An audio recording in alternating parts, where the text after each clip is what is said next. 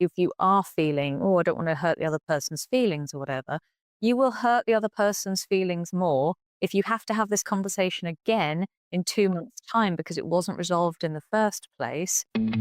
Welcome to the Fearless Foodie, the podcast that gets honest about what it really takes to thrive in food and retail. I'm Amy Wilkinson, coach, speaker and trusted partner to food industry teams with lived experience of the pace, pressure and politics that come with the job. Fearless Foodies cut through the fluff and get straight to what actually helps. And that's exactly what we're here to do. Let's dive in. Hello and welcome to this week's episode of the Fearless Foodie.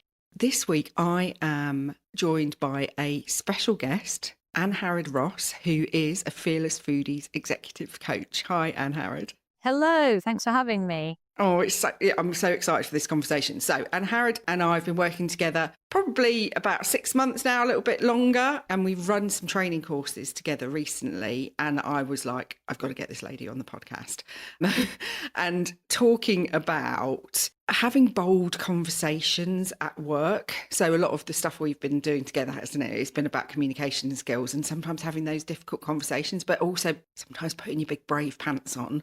And you've got some really, really great examples, and your background is great because you've worked in commercial, you've worked in FMCG for a long time. So tell everybody listening about you and then we'll get into the episode. Thanks, Amy. Hello, everybody. I'm Angharad Ross. As Amy says, I'm an executive coach. I do all sorts, leadership coaching, career coaching, but I specialize in big decisions, difficult conversations and transitions. My background is FMCG. So I've worked at places like Premier Foods, Johnson & Johnson, Reckitt's, and I've predominantly been in commercial most of my career. Commercial with a bit of strategy. So lots of cold face customer stuff, but also some really tough stuff internally. I actually think some of the toughest conversations I've had have been internally when I was in commercial strategy, and also at home. And well, we always find that, don't we, on a training course? We're always like, and these are skills that you can use at any point of your life. And the examples are usually our husbands have done something that's annoyed us. I've got so many husband examples. He doesn't mind. So yeah, absolutely. I wouldn't say that I grew up thinking, oh, I'm really good at being bold and having tough conversations. But over the years, with a few scars on my back, I've had to learn some. And I think that has really helped me in my life. Not just at work. It has made a big difference.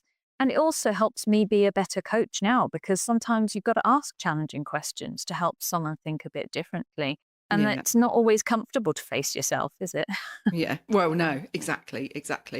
So you've got this commercial background, which, you know, I've done a little stint in commercial, but nowhere near as many years as you have done. And so you've faced into retailers and done all the stuff like lots of our listeners it'll resonate with them, but also that whole, I totally get what you're saying about, I actually think the internal conversations are harder because I think people don't feel like they have to be as polite and respectful, which is not necessarily true, but it's almost like kids, isn't it? At school, they hold it all in and then they get home and then they're their true selves at home and it's a flipping nightmare. It's almost like in the workplace, it's like, we all work for the same company, so I can say what I like and I don't need to filter it and I don't need to think about how I'm structuring it, whereas with a customer, you really do. So but actually the reality is you need to be doing it everywhere. So, and part of the reason I wanted to get you on was because of that commercial angle that you've got. People always assume that commercial people are like the only people in a business that do the negotiating. That ain't true, is it? That is definitely not true. You're negotiating all the time. Negotiation is just a type of influence. It's a type of working through things.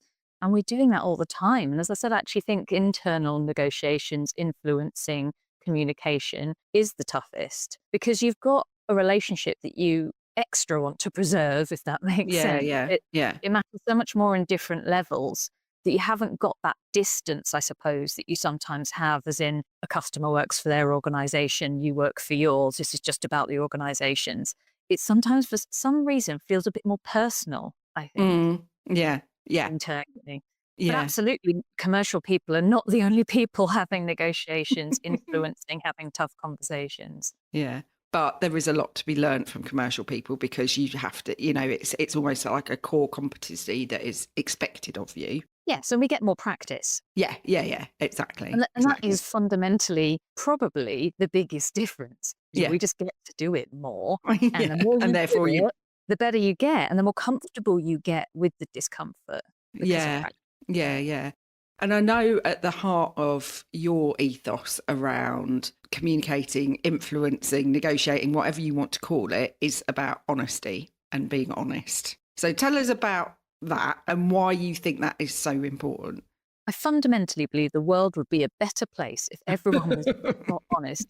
And I don't mean like being brutally honest, saying what's exactly in your head, exactly as it appears in your head. Mm, I think if people were more open about their needs, their mhm. objectives, what they were trying to achieve in life, in work, in that conversation, then everybody else knows where they stand and you can work through it. It's the unsaid stuff, the holding back on the Yeah, tough conversations. That's when stuff festers. And it also means then it becomes a bigger thing than it would have been if it had just been dealt with. If you yeah. say what you need and you're honest about that, then there's a chance you can work through it. If you don't, Mm, there's zero chance you can work through it and it'll just yeah. get worse. Yeah, but so many people don't, do they? So many people end up just burying their head in the sand, not having those conversations. Like, why do you think that is? I've got views, but why do you think it is? Well, I suppose there's a kind of personal experience perspective, and then there's the neuroscience perspective, Yeah. right? So Mm, if we're looking at the science, brains like certainty. They like to know what's going to happen next. And when it doesn't, it goes into panic mode and you get fight or flight. And mhm. our brains are designed to turn on fight or flight in social situations as much as physical threat situations. Because we're tribe animals, we need to be around other people. Yeah. So this fear of damaging a relationship or looking silly, being ejected from the tribe, if you like, is Mhm. super strong within the brain. As much so as, oh, there's a lion in the bush. Yeah. I So always say that like to people, like when we're doing training and stuff, it's like it can feel the same as there's a lion about to kill me, and it's actually somebody just going, that cost price it isn't acceptable. Like it's not, it isn't gonna, breaks fear in my heart. yeah, but it's not gonna kill you. But it feels the same in your body, like it's the Yeah, same it reaction, does. isn't it? Yeah. And that's, I suppose, where it feels different. That kind of lived experience feels different. You feel sick. You maybe Mm, feel hot and clammy, anxious, panicky, your heart rate's up. And it is the same as that physical threat. And then combined with that, you've got all the extra emotions around this being a relationship. And then it's a mm, relationship at work. And how am I supposed to be at work? And that can muddy the waters as well sometimes. And then layer on top of that other things like extra complications, like maybe being a woman and finding it more difficult to speak up in a meeting, or mm. somebody more junior maybe that thinks it's not their place to say something. So you've got all these different dynamics at once going into your body and your mind. It Mm, does make it really difficult. We're not wired, I suppose, to love this kind of stuff. yeah, But at the same time, if you want to stay in the tribe, you've also got to have some self-respect and some honesty to be able to work through it to yeah. make the tribe better, more effective. Yeah, it's almost like this. It's really hard being a human, isn't it? Because, but there's this whole primal part of us that we would like to be able to control, but we can't, and we need it because there's things about that feeling of fear and those signals that we get from our body are important because they give you intuition. They tell you when something's off. They I call them spidey senses. Like sometimes you just know, don't you, that somebody can't be trusted or something like that. So actually some of that stuff's really, really helpful. But then we're these evolved intellectual beings that have careers and just life, like modern life going on, and we sort of are having to navigate the two, but it can become it can feel a bit much. It's a lot. It's a Yeah. lot. And I think when I started to reposition it a bit as in this is helpful. How Mm, can I get this to help me? That released me from some of that stuff. Yeah. Because I do think it's helpful, because it is there to protect the tribe and it's there to protect relationships in a way. So as Yeah. soon as you start thinking about it as in, these feelings are stopping me from just blurting out what is ever in my head and rocking the boat. It's Yeah. making me go, hang on a second. I need to process this. I need to think ahead. I need to plan what I'm going to say. Yeah. If we didn't have that fear, we'd all just be saying whatever first came into our head. And that in it itself can do more damage. So Yeah. I actually think it helps us filter. Yeah. It helps us take the time and the space to do it respectfully and properly. And therefore, it makes it better and it deepens relationships rather than damaging relationships. Yeah. So it Yeah. is helpful. Yeah. I really like that reframe, that actually all of those feelings that we have, they're effectively the messages that we need to listen to work out what it is that we need. Yeah, definitely. So you obviously have been able to reframe that difficult feeling, but you're also very well practiced at having these difficult conversations. And it would be great to hear from you. Like, what would you advise listeners in terms of what are the tools that you've got in your toolkit that help you to like show up and have those bold, difficult conversations when sometimes you just want to put the duvet over your head and bury your head in the sand? Or do you never want to do that because you've kind of learned it's easier just to get on with it and say what needs to be said? I totally still feel like that. Okay. I don't think anybody is sort of born to be great at this stuff, because as we've said, we're actually designed not to be, in a way, but in a helpful way. I do still feel like that a lot. And actually, I feel it more the closer it is to home. So difficult conversations with my neighbours or my husband, I actually find more stressful than a really tough buyer or a difficult finance director.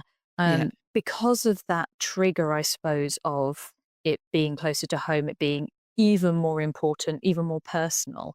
So I totally feel like that. Some of the things I've learned over the years is that firstly, you've got to work on your own mindset. So reframing some of these feelings.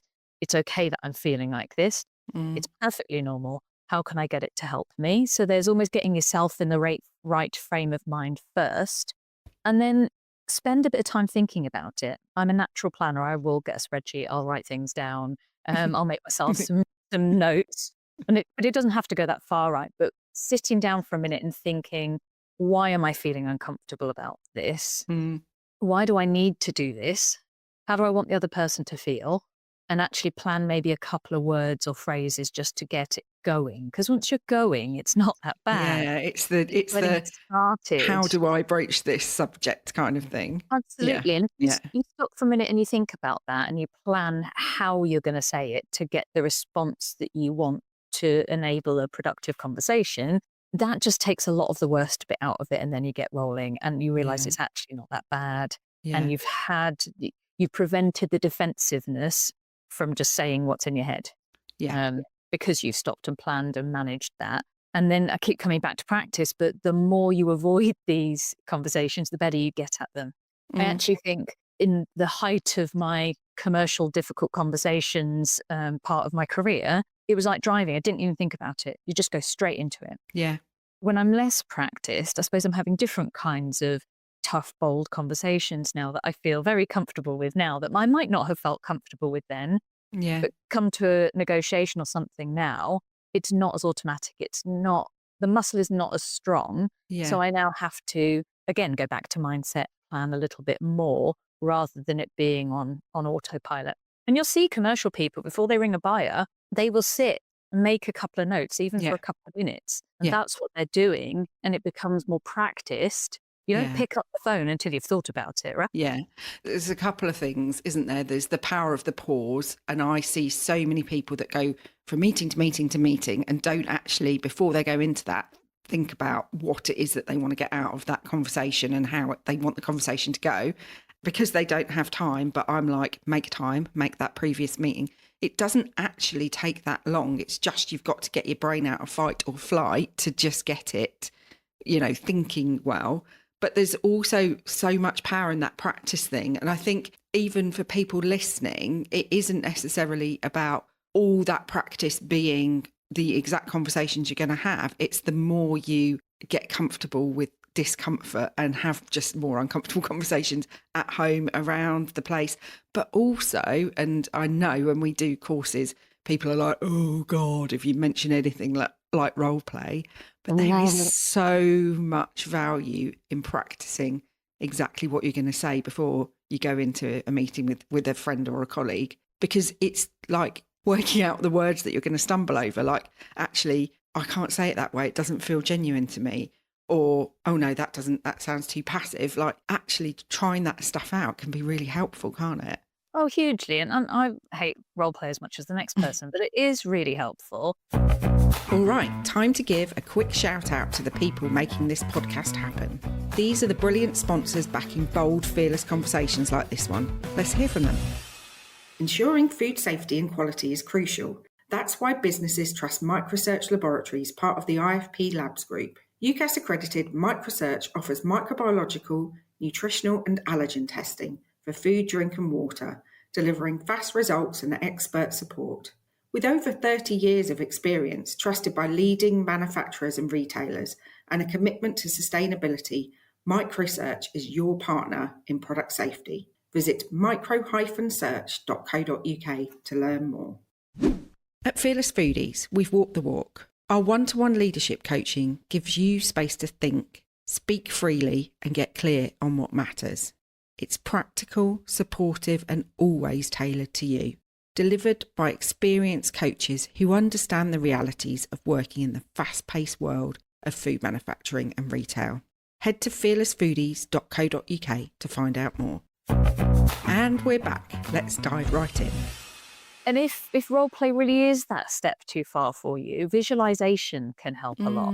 Imagine having the conversation. So then it becomes less unfamiliar, I suppose, if, you know, when you're in the moment. So how would you do that then? So like literally close your eyes and just imagine how, like, see it visually or hear the words. Like, what would you advise people to do on visualizing? I think different people got different brains. Some people are visual, some aren't, right? And and frustratingly, I need to write things down and hear them and imagine them. So you're all of the above. All at once.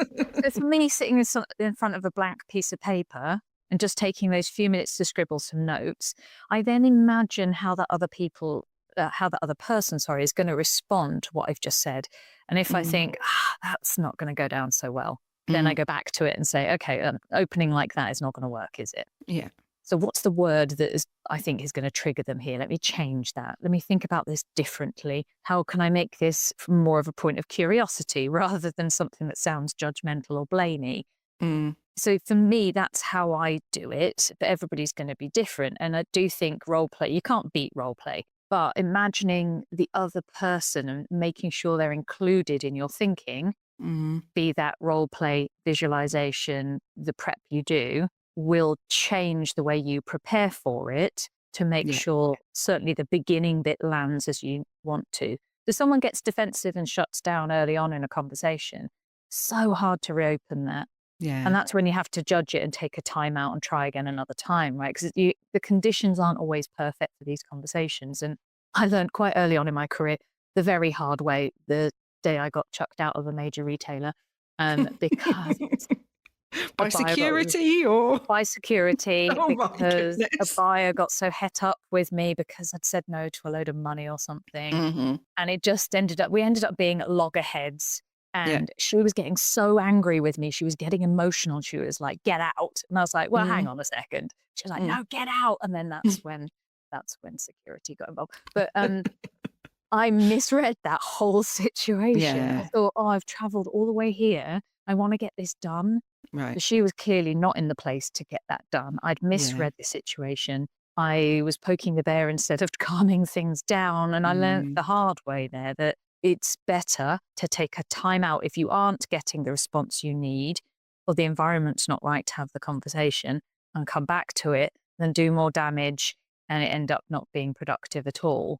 So I think that's almost the person. Yeah, sorry, I talked over you then, but there's something about recognizing in others those things that might be affecting you, you know, like they're moving into fight or flight, so they're not going to be being rational. And we talk about in training a lot of the time, we talk about like the chimp and that chimp part of the reptilian part of your brain. Once it's activated, it's reading that situation and being able to pull back, isn't it? Actually, this is not going to get us anywhere. So when we're talking about having difficult and bold conversations, that's not about just going in like a bull in a china shop and keep going, is it? It's actually adapt in that moment. Because one of the things I know you talked about is, because we use like empathy mapping, so helping people almost structure thinking about what it is that the other person, what their wants and needs are, all of that sort of stuff. Because I know you said in terms of your profile, you naturally don't have, I'm not saying that you don't have any empathy, just for the record, you definitely have some, more than average. But you do have to work at it more. So I'm assuming that sitting down and thinking about it is part of what helps you in that situation. I think going back to reframing and the mindset, going into any challenging conversation with curiosity itself is like more than half the battle. Yeah. If you're going in thinking this person's just being difficult, or, oh, they're always challenging when they have these conversations, or they're just going to shut me down, instead think about how can I make this curiosity? How can I ask questions so that they can see that I'm not judging or assuming here? I genuinely want to know where they're coming from. Yeah. When you do that, you get almost reciprocal curiosity back, because once people start going, oh, hang on a minute, she actually cares what I think here in this situation, they're more open when you start to say what you might need or what you're finding challenging. It changes the atmosphere of the whole thing. So curiosity, questions, listening is a game changer for these kinds of conversations. So when I'm doing my prep, I always try and make the opening bit factual and have questions in it. Yeah. So it's a bit like feedback models. I actually think the feedback models are great constructs for pretty much any challenging conversation. Yeah. I have noticed that every time you borrow my car, that you change a lot of the settings. When I get in my car, that then means that it's more difficult for me to get the car set up how I like, which sometimes makes me late for where I'm going. I'm just wondering, what is it about the settings in my car that really frustrates you? Which is not how I handled that conversation, actually, just super. And I learned the hard way, and it sticks in my mind. Yeah, but this is the thing. I always changed the settings in my chuffing car again. Really irritating. Stop doing it. I got a bad response. Yes. So I often replay that conversation in my head, and it always comes to my mind when I'm about to have a challenging conversation with my husband. I think, what feedback model? How is he going to respond? Don't make assumptions. Don't blame. And you're only going to get a bad response back. If you put a bad response out there, you will get a bad response back. Yeah. If you go in with facts, curiosity, listening, questions, majority of the time, that's what you'll get back. If that's not what you get back, there's clearly something else going on. And you either need to take a time out or address that. So I can feel you're getting frustrated, not entirely sure what's going on. Can I help? Yeah. Again, question, curiosity. I'm noticing something. I'm curious. How do we work through this? Yeah. And then you might get, oh, I've had a really tough day and I'm really sorry. Or you might just get, now's not the time for this conversation. Yeah. Okay, we all know where we stand. Well, and this is the thing, like I know on loads of training courses where people are talking about, they go into a feasibility meeting as an example, but it's usually that meeting that they're having a problem with. And A, making assumptions that the person is going to be difficult, but then B, making the assumption that they're being difficult because they've got a problem with them specifically. And actually, there's so much more that can be going on for people that have got literally zero to do with you. And we make up these stories. Yeah, exactly.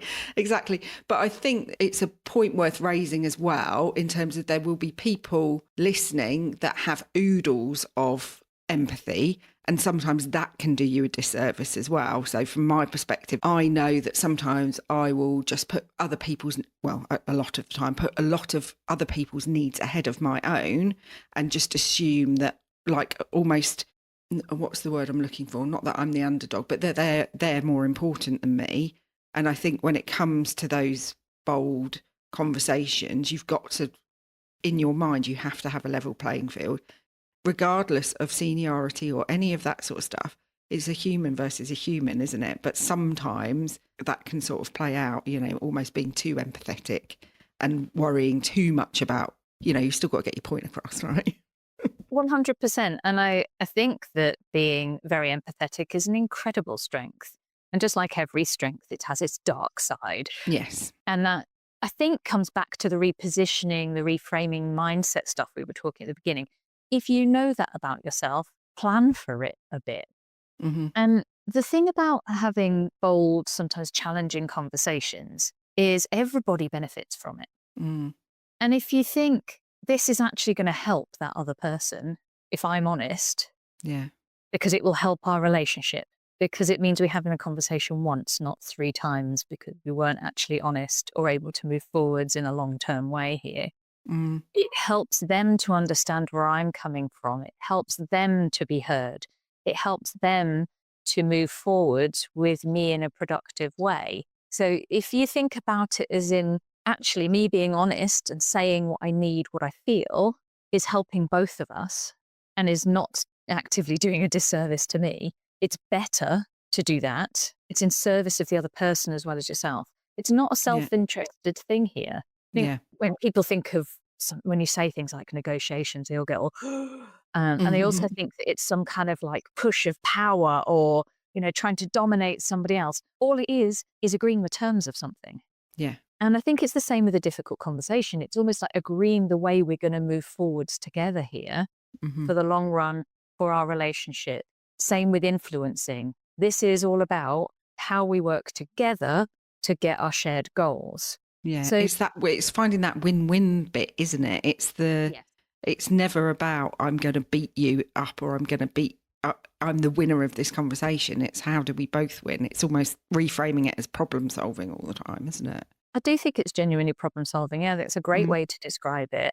And if you've got that in your head, especially if you are feeling, I don't want to hurt the other person's feelings or whatever, you will hurt the other person's feelings more if you have to have this conversation again in 2 months' time because it wasn't resolved in the first place. Yeah. Or you end up damaging a relationship because you end up really resenting them. Then they're going to be like, I don't know why this person is always off with me. I don't know why we're struggling to work together. That is unkind.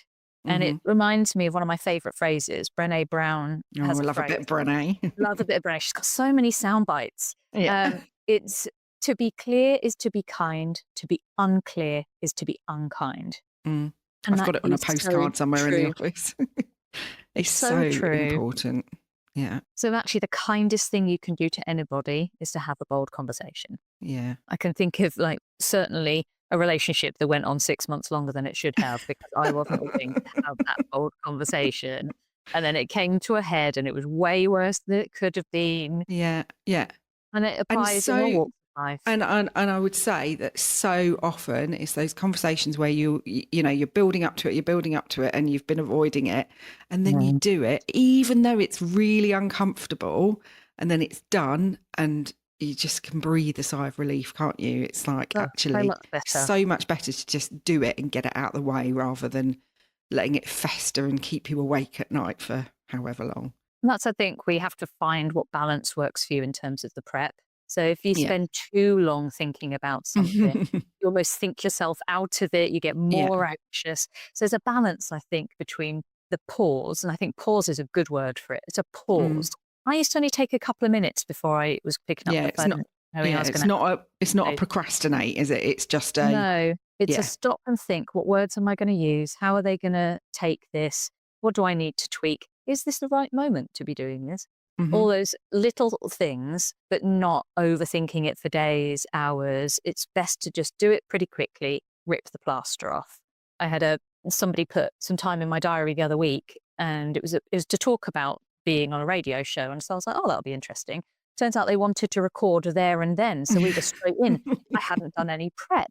I hadn't really thought about it. So I didn't have a chance to be nervous. Yeah. I mean, I would have liked a couple of minutes. And I think that's where... I'm sure you nailed it. I'm sure, thanks for the faith. I'm sure it was all right. It definitely wasn't at my absolute best because I know I need just a couple of minutes. But I think if I'd had days' notice, I would have worked myself up to be a bit anxious about it. So where's that sweet spot for you? How much prep do you actually need to do to make sure you're doing it at the right time, in the right way, and you're clear on your objectives, and you've got an inkling of what theirs are so that you can work through? Such amazing tips, Angharad. Thank you so much. No, you're welcome. So is there anything that you want to leave listeners with that you think, actually, if they're going away from this episode, what would you want them to be thinking and doing going away from this episode? I think it comes back to the point you made early on about honesty. If we're all just a little bit more honest in the right way with each other, we can find much better solutions to move forwards, which again links in with Brene. To be clear is to be kind, to be unclear is to be unkind. And it applies to honesty. Clarity and honesty makes for better conversations, better relationships. Love it. I don't think there's a better way to end the episode than that. So I'm not going to talk over it or anything. So thank you so much for coming today. So if people want to get in touch with you, where do you hang out the most? LinkedIn, I hang out on LinkedIn. I love it. I was thinking that's where we met, so it's probably going to be LinkedIn. Love a bit of LinkedIn. Message me there, and of course you can find me via Fearless Foodies as well. Yeah, fabulous. And Angharad does a lot of the training alongside me, but she also does a lot of one-to-one coaching, helping people with things like career transitions, big moves, and having these bold, brave conversations. So do get in touch if you've been listening and thinking, oh, I've got to have this lady in my life. It's been an absolute pleasure. Thank you so much. And I will see everybody next time. See you later. That's a wrap on this episode of The Fearless Foodie. If it hit home, subscribe, leave a review and share it with someone who's ready for less fluff and more real talk. And if you're ready to build a bolder, braver, more brilliant team, come find me at fearlessfoodies.co.uk. Until next time, be bold, be brave, be fearless.